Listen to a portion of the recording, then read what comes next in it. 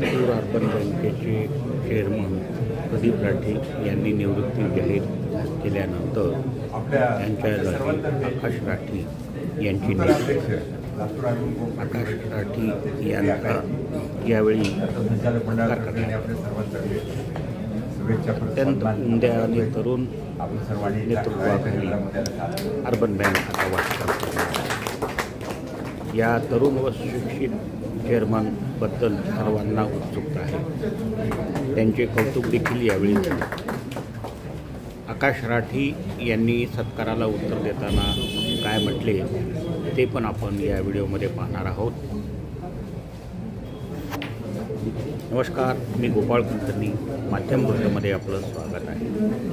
Latur urban बँकेचे नूतन chairman आकाश राठी यांनी आपल्या पदाची सूत्रे स्वीकारली आणि संचालक मंडळ व कर्मचाऱ्यांच्या वतीने करण्यात आलेले स्वागत आणि विनम्रपणे स्वीकारले देखील. आकाश राठी हे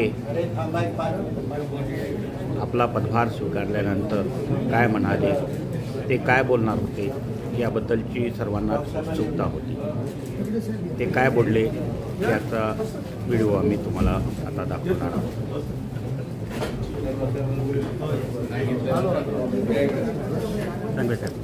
अरे बसा बसा बसा.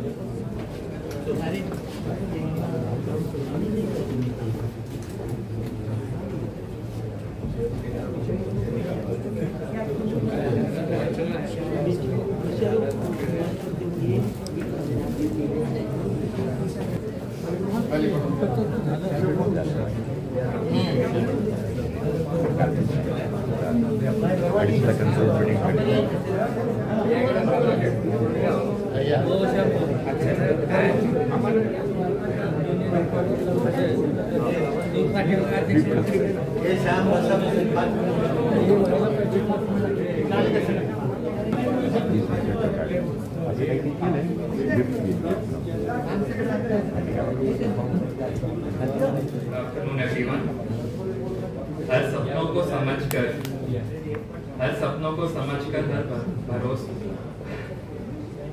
हर भरोसे को निभाते हैं. ये सिर्फ एक बैंक नहीं, सपनों में एक साथी बन जाते हैं. Good afternoon. Extremely surreal emotional experience है, मोमेंट है मेरे लिए. विश्वास नहीं हो रहा कि जिधर हूँ आपके थोड़ा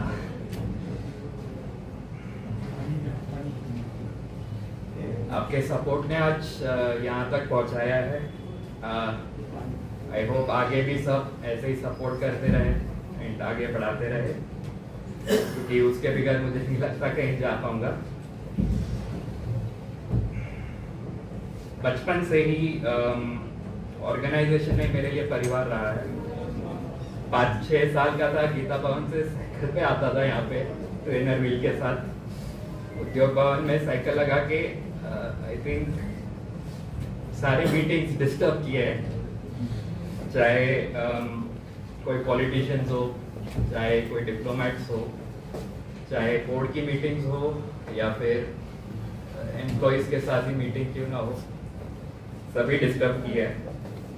पर कभी सोचा नहीं था कि इस स्केल की ऑर्गेनाइजेशन और मोस्ट इम्पॉर्टेंटली इसकी प्रोफेशनल ऑर्गेनाइजेशन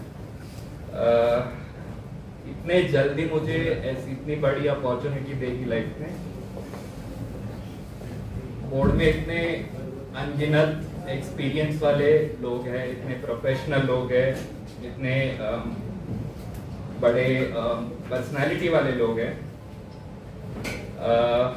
शायद तक मैं कभी उतने एक्सपीरियंस तक, उतने प्रोफेशनलिज्म तक शायद पहुंच ना पाऊँ. बट उनके रहते हुए ही डे 1 से जब उन्होंने मुझे आगे पुश किया, बोला कि नहीं तो कर सकता है, आज शायद उसी बलबूते पे यहाँ तक पहुंचा हो.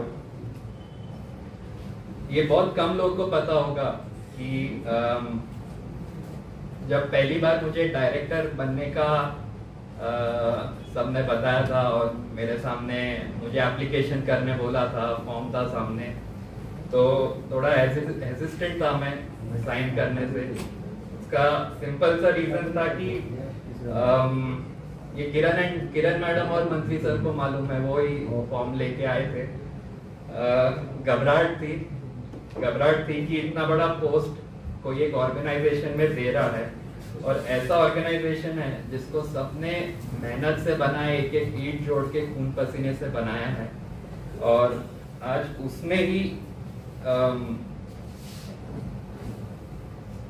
उसमें ही पोजीशन दे रहे हैं। मेरे लिए ऑनेस्टली बोलूं थोड़ा धर्म संकट जैसा मोमेंट था वो, कि आगे करना चाहिए नहीं करना चाहिए, बट डिनाई नहीं करूंगा, डर भी था कि इतने सक्सेसफुल लोग, इतने स्ट्रॉन्ग पर्सनालिटीज बोर्ड में है ऑलरेडी, तो मुझे कुछ करने का मौका मिलेगा भी क्या? मतलब ऑलरेडी इतने सब लोग हैं, मुझे कुछ करने की जरूरत भी पड़ेगी क्या? बट थोड़ा मिसगाइडेड थॉट था वो, आज रेट्रोस्पेक्टिव में बोल सकता हूँ, क्योंकि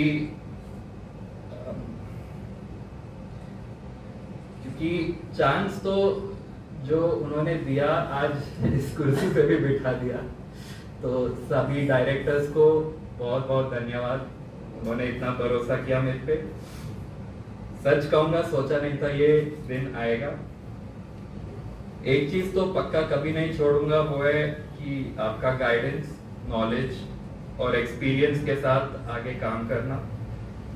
अगर थोड़े टाइम पहले कल मैं बैठा था एंड बस एक टोटल मारा कि यहाँ पे ईयर्स में हमारे पास डायरेक्टर्स का कितना एक्सपीरियंस है, सबसे कंजर्वेटिव एस्टिमेट से कम 400 साल तक तो पहुंच ही गया था।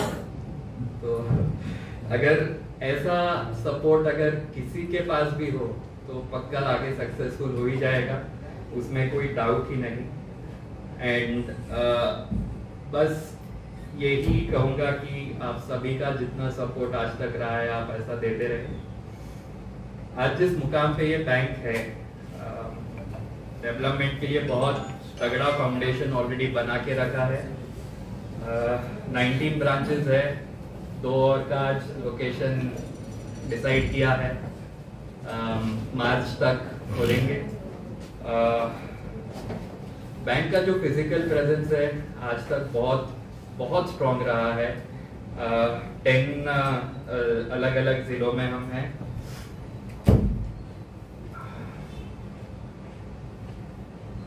इसी को और आगे बूस्ट करने का एम है मेरा, पर बैंक के जो प्रिंसिपल्स डे 1 से बना के रखे हैं, उनको तो गलती से भी कभी नकारूंगा नहीं, बस उसमें जोड़ सकता हूँ, और 2 जोड़ने की आगे कामना रखता हूँ कि एक तो हमारे सारे के सारे बैंक के जो ऑपरेशंस है वो पूरी तरह पेपरलेस हो जाए, हम पेपर का एक भी ट्रेल बैंक में ना रखें एंड सब कुछ डिजिटल हो, एंड कस्टमर साइड से हमारी जो डिजिटल प्रेजेंस है 100% हो, क्योंकि हर सिटी में पहुंचना उस जमाने में बहुत जरूरी था, पर आज के काल में आगे हमको हर घर में भी पहुंचना होगा। हम कितने ही एम्प्लॉयज हायर करें, कितने ही ब्रांचेस खोले, हर घर में पहुंचना सिर्फ डिजिटल टेक्नोलॉजी के थ्रू ही है, तो उस पर फोकस होगा। अभी 2 मैंने आपको प्रिंसिपल्स तो बताया, बट इसमें 2 आगे माइलस्टोन्स भी बताऊंगा। तो सबसे पहला है IFSC कोड, उसका ऑलरेडी एप्लीकेशन हम आगे डाल चुके हैं, एंड IFSC कोड से इंडिपेंडेंस मिलेगी। IDBI बैंक से अभी हमारा बहुत मेन ऑपरेशंस उनके साथ है, हम खुद से कर पाएंगे। डिजिटल चैनल्स जो है, जो हमारे पेमेंट के है, EFT, RTGS, हम 24/7 कर पाएंगे। आज IDBI के बैंकिंग ऑपरेशंस के वजह से हमको बाधा आती है उसमें। एंड सेकंड जो माइलस्टोन है IFSC के बाद मेरे लिए है इंटरनेट बैंकिंग। इंटरनेट बैंकिंग हमारा ऑलरेडी व्यू ओनली मोड पे चालू है, बट अगर उसको और मतलब अच्छे से हमको देना है तो उसमें ट्रांजैक्शंस एनेबल करने पड़ेंगे, वो IFSC के बाद ही पॉसिबल है। तो ये सेकंड ऐसा माइलस्टोन एक ध्यान में था। ये अगर इंटरनेट बैंकिंग अगर हम कर पाए तो कॉर्पोरेट्स और बिजनेस को भी ये सुविधा दे पाएंगे, जिससे हमारा कासा डिपॉजिट सब बढ़ेंगे। पहले बताया कि आगे कासा में बहुत दिक्कत होने वाली है, इंडिया डेवलपिंग नेशन है, तो FD वगैरह पे जो रिटर्न्स है कम आएंगे, but as comparatively mutual fund में ज़्यादा आएंगे, तो डिपॉजिट्स के लिए थोड़ा ये करना ज़रूरी है। बैंक्स जो है पूरी प्योरली पब्लिक डिपेंडेंट संस्था है, तो डिसीजन देते हुए सिर्फ बैंक की बैलेंस शीट नहीं, पब्लिक की भी, यानी सरकार और स्टेट की भी बैलेंस शीट देखना ज़रूरी है। एंड ये हम सारी इकोनॉमिक पॉलिसीज जो आ रही है उनके थ्रू देख पाएंगे। सेंट्रल गवर्नमेंट के तरफ से सोचे तो नेशनल डेट देखना ज़रूरी है। आज हमारा नेशनल डेट ऑलमोस्ट 83% है GDP का, बहुत बड़ा फिगर है ये, पर 60% से कम होना चाहिए। स्टेट की पॉलिसीज देखे तो बहुत सारे फ्री के चीज़ें बांटने का अभी ट्रेंड चालू है, वो बंद करना होगा, ऐसा मेरा विचार है। पर इसका बैंक से क्या संबंध? सिंपली अगर मैं आपको बताऊं सिंपल शब्दों में, तो खतरनाक आदत लगाई जा रही है कि आप लोन ले और उससे ही अपने और लोन लेकर ये पैसे बांटे। ये बहुत खतरनाक आदत है मेरे हिसाब से, एंड बहुत डैमेजिंग है इस इकोनॉमी के लिए। गर्व से तो हम कहते हैं कि भारत वर्ल्ड नंबर 5 पोजीशन पे है अभी, बट सिंपली अगर बताऊं तो ये थोड़ा मिसलीडिंग फिगर लगता है मुझे। वर्ल्ड नंबर 5 पे तो हम जरूर है, हमारा देश अमीर है, बट अगर हम इंडिविजुअल के तरफ से देखें तो गरीबी अभी भी बहुत है। और इसमें अगर मैं आपको फिगर बताऊं तो वर्ल्ड नंबर 5 इकोनॉमी अगर हम इंडिविजुअल के तरफ से देखें तो 129th पोजीशन पे आती है 200 कंट्रीज में से इंडिविजुअल के हिसाब से। तो इसमें बैंक का रोल हर टाइम यही रहेगा कि जो ये गैप बढ़ते जा रहा है अमीर और गरीब में, गरीब को हम एम्पावर करें, उनके लिए इंसेंटिव्स, फाइनेंशियल मोटिव स्कीम्स, इनको प्रमोट करें, उनका फाइनेंशियली उनका डेवलपमेंट करें। तो हमारी बैंक की इसमें सबसे बड़ी भूमिका रहेगी, मुझे ऐसा लगता है। On the other hand Bharat के अगले 10 साल बहुत गोल्डन लगते हैं। ये 10 इयर्स में जो डेवलपमेंट होगी, मुझे नहीं लगता हम कभी इसको आगे मैच कर पाएंगे। लातूर की इकोनॉमी और भी गोल्डन लगती है, चाहे रेलवे का कारखाना हो, MIDC हो, ऐसे बहुत से डेवलपमेंटल प्रोजेक्ट्स लातूर में आ रहे हैं। बहुत प्राउड महसूस होता है कि लातूर में इतना सब उस टाइम से कंपेयर करो तो आज देखने मिला। ये जो डेवलपमेंट की मैंने बात की, उसका जो बूस्ट मिलेगा उससे बैंक को फायदा उठाना जरूरी है। बट फायदा तो पक्का मिलेगा, इसमें 2 कंसर्न्स और आएंगे। एक तो है कि NPA बढ़ते जाएंगे, क्योंकि इकोनॉमी बहुत situational, seasonal and policy dependent हो गई है, एंड डिपॉजिट्स कम होंगे, जैसे मैंने पहले भी बताया। म्यूचुअल फंड्स वगैरह के अवेयरनेस के वजह से बैंक के डिपॉजिट्स कम हो सकते हैं। बैंक की टीम से इसके डिस्कशन एंड इस पे एक्शन पॉइंट्स बहुत बार बात की है, एंड आई होप इसको हम प्रॉपरली कंट्रोल में रखें। Navneet sir, Naresh sir, Khatod sir, Kiran madam, Mantri sir, पूरा आईटी डिपार्टमेंट, सारे के सारे एम्प्लॉइज, उनको मतलब from everybody, from head office staff to managers, from officers to pygmy agents, from clerks to drivers, सबको दिल से थैंक यू बोलना चाहूँगा। ना यंग रह के भी सबने कभी भेदभाव नहीं बताया, पूरा 100% सपोर्ट किया, एंड जहाँ गलत था मेनली वो बताया, एंड बिना डरे बताया। आई होप आप ऐसे ही आगे बताते रहेंगे। आज बोर्ड के विजन पे एक्शन लेकर आप सभी एम्प्लॉइज ने बैंक को इस मुकाम पे पहुंचाया है। आशा करता हूँ कि ऐसे ही आगे भी करेंगे। स्पीच की शुरुआत थोड़े थॉट से करी थी, उसमें ही थोड़ा सा और ऐड करूंगा। बचपन से ही बैंक को परिवार माना था।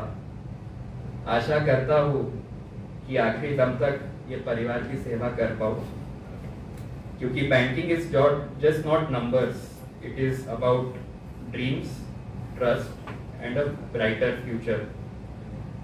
सपने हो जितने भी ऊंचाई में, हम साथ हैं आपकी परछाई में। हर विश्वास को मजबूती से जोड़े, आइए हमारी बैंक के इतिहास में एंड पूरे देश के इतिहास को मोड़े। Thank you so much everyone. सभी बोर्ड मेंबर्स को प्रणाम, एम्प्लॉइज को नमस्कार। Thank you so much.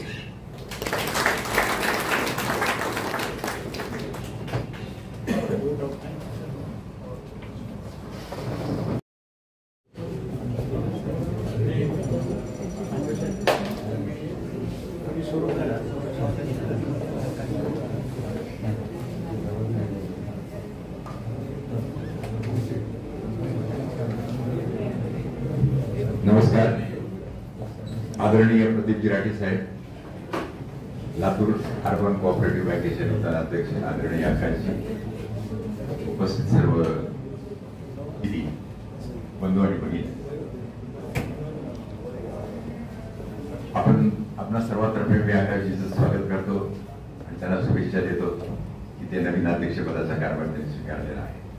आकाशजी मी काही फूल गुच्छ बुके काही घेऊन आलेलो नाही, कारण फूल मुझे थे अल्फाज नहीं मुझे थे। दूर जाना है बुजुर्गों की दुआ ले जाओ।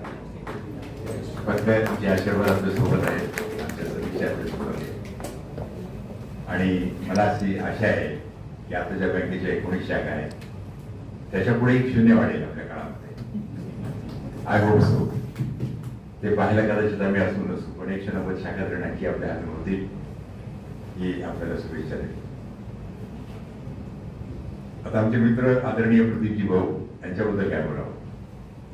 असं म्हणतात की आपके बारे में क्या कहूं, आप लफ्जों में समा नहीं पाओगे असं म्हणतात। एखादा माणूस एखाद्या गोष्टीमध्ये परवाने मिळू शकतो, प्रावीण्य मिळू शकतो। आपण एखाद्या गोष्टी व्यापारामध्ये असतात, शेती पुणे व्यापारामध्ये असते, मी कशात असेल, पण राजकारण, समाजकारण आणि अर्थकारण या तिन्हीमध्ये ज्यांनी प्रावीण्य मिळवलं, आपले काही आयाम उभे केले, मानदंड उभे केले, नुसते उभे केले नाही, जगून दाखवले आणि लोकांना एक आदर्श घालून दिला, असे आपले सर्वांचे लाडके भाऊ राठी साहेब। आमचा त्यांचा संबंध तर खूप जुना आहे। लहान 5वी-6वी मध्ये असताना आम्ही एका शाळेत होतो, थोडंसं 1-2 वर्ष मागे पुढे असेल, पण भाऊ क मध्ये होते, आम्ही अ मध्ये होतो, आणि क मध्ये क च्या वर्गाच्या पुढून जायला आम्हाला भीती वाटायची। त्याचं कारण असं होतं की क मध्ये सगळे श्रीमंताची मुलं असायची, आम्ही कुठून तरी बाहेरून आलेले असायचं। आम्ही फक्त त्यांना नावाने ओळखायचं, ते राठी साहेब आहेत, ते श्रीनाथजी लावती आहे, ते कोल्लोडजी आहेत, इतकंच त्यावेळेस म्हणून होतं। तर तेव्हापासून त्यांची ओळख। पण 1991 मध्ये जेव्हा मी आलो बदली म्हणून, तेव्हा आमचा खरा दरड सहवास सुरू झाला।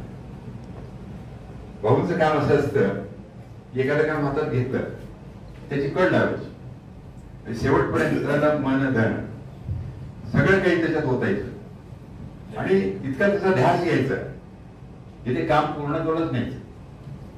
एक डायलॉग आहे एक पिक्चर मधला शाहरुख खानचा, इतने शिद्दत से मैंने तुम्हें पाने की कोशिश की है, ये हर जर्रे ने मुझे तुमसे मिलाने की साजिश की है. असं त्यांचं काम राहायचं की घेतलं तर ते बरोबर पूर्णच करणार.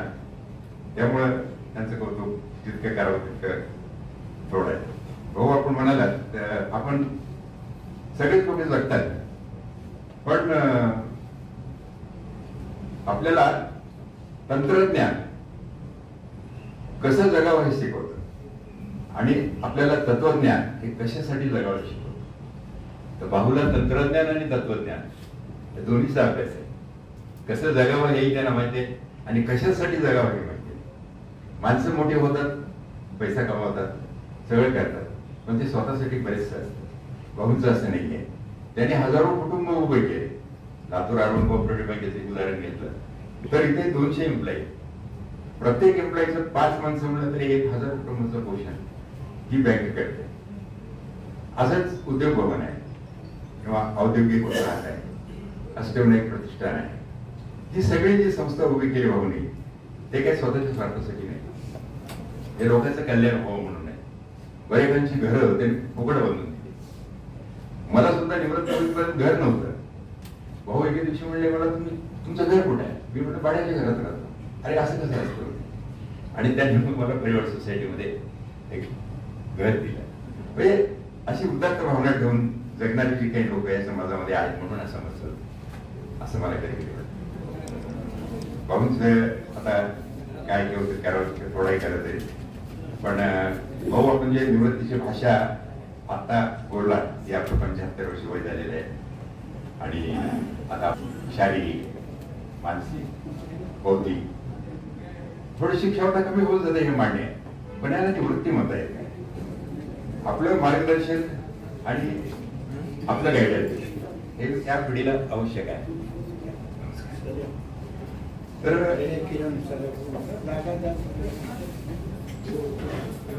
असं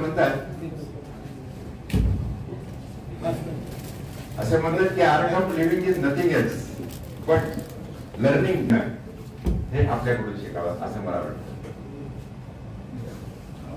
आपण कितीही राजीनामे दिले असले, अष्टविनायक प्रतिष्ठानचं दिले असलं,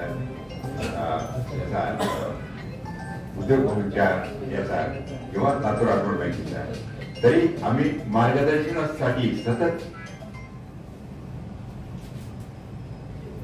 आपल्या मार्गदर्शनासाठी सतत आम्ही आपल्याकडे येत राहू. आम्ही सगळेच येत राहू, या सगळ्या स्टाफ येत राहील. असं म्हणतात आपण मार्गदर्शक किंवा आपण सगळ्यांचे गुरु आहात. याला उर्दूमध्ये मुर्शिद म्हणतात.